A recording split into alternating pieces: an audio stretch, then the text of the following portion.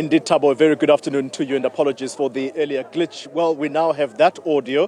Thabo, I'm not really going to waste time, but this service started very early in the morning with the remains of the late Judge President being interred before the hour of 12 o'clock. This is in line with the rituals of someone who is of royal blood. But then, of course, you're talking about the speeches that went on inside and the many speakers reflecting on the life and times of a legal giant, a career in the legal profession spanning over 50 years, but also someone who is of royal blood, as I put it to you earlier. Let's talk now to Advocate Dumisa Ntsebeza. He goes by many designations, Thabo. Right now, though, his current position is that of the judge of the African Court on Human and People's Rights, but he also goes by the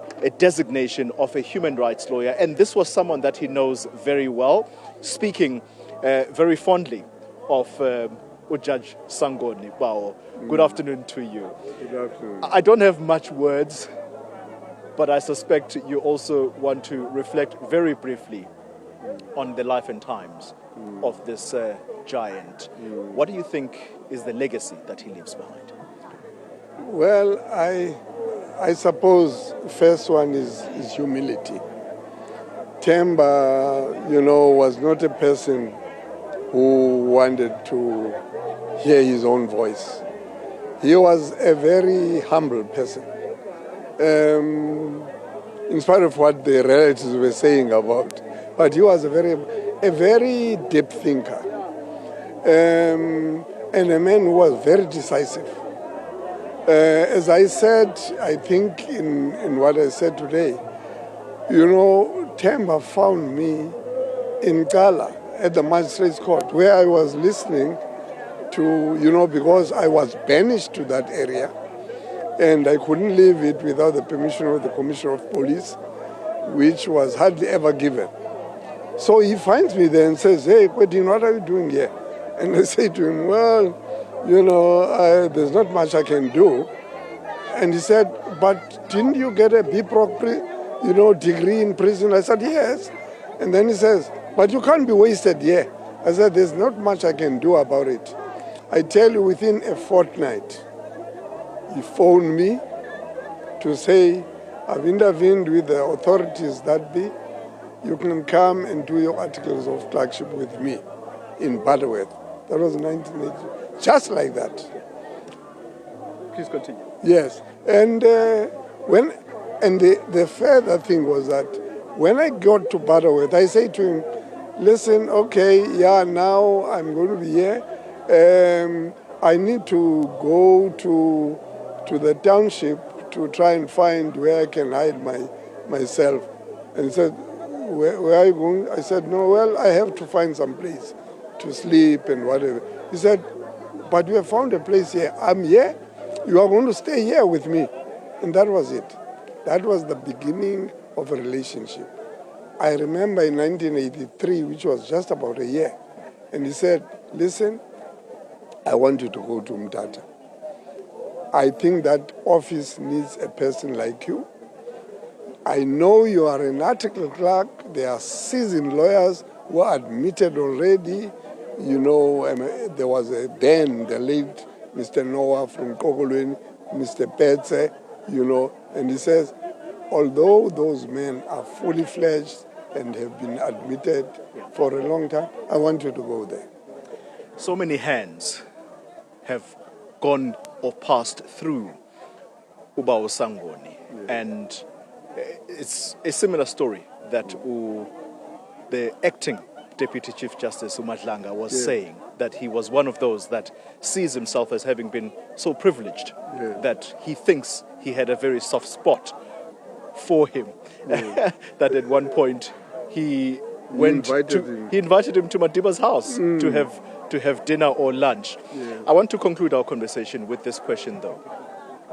The expression by Ubao Madlanga is that there's a sore point about black law firms that just don't seem to survive the passage of time, and reflecting especially on Sangoni partners, which didn't live long enough. What can be done to make sure that that is changed? Because white law firms are there, and they are there for the long haul. I think it's a vexed and a vexing question. Vexed in the sense that, I don't know whether there have been many black firms or members of black firms who are prepared to let the media and the public know why it is that they break up. But I think there is a lot that we need to learn. And one of the lessons that we need to learn is by archiving the experience. From day one, I think black firms must keep an archive which will reflect what they have been doing, so that at every time when they bring in new blood, that new blood is shown the history of that firm, so that they have something to fall on when they think of leaving. Judge Dumisa Ntsebeza, I am pained to end this conversation, but because of time constraints, thank you very much. I'm going to ask you to move on that direction, sir, as I bring in my last guest, Thabo, and that is the acting judge president of the Eastern Cape bench, and that is Judge Zamani Clangella. We have very short time, Bawo, but it's good to talk to you, finally putting the name or the face to the name. This division, it has seen it's not in a good shape right now, and that is why you sit in the position in which you sit right now, that of the acting judge president.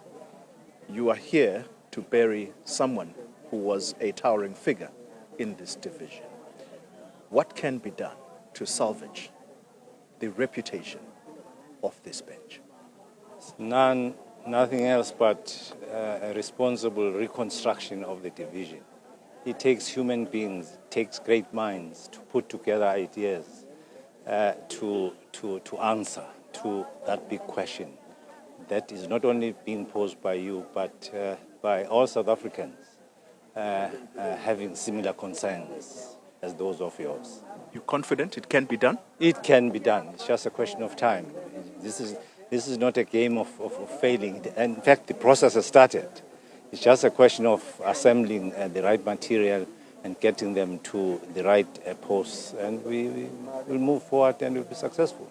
Can I be controversial and ask, when you say it's about getting the right material, who has the pedigree to turn the situation around, to turn the reputation of the Eastern Cape bench around?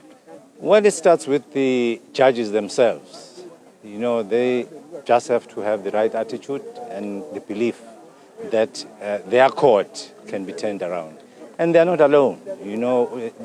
Everything we do is systemic. We connect to the headquarters, that is the OCJ. We connect to the Chief Justice. And there are programs already in place, for an example, SACE, which deals with training and can actually assist judges in turning around the situation.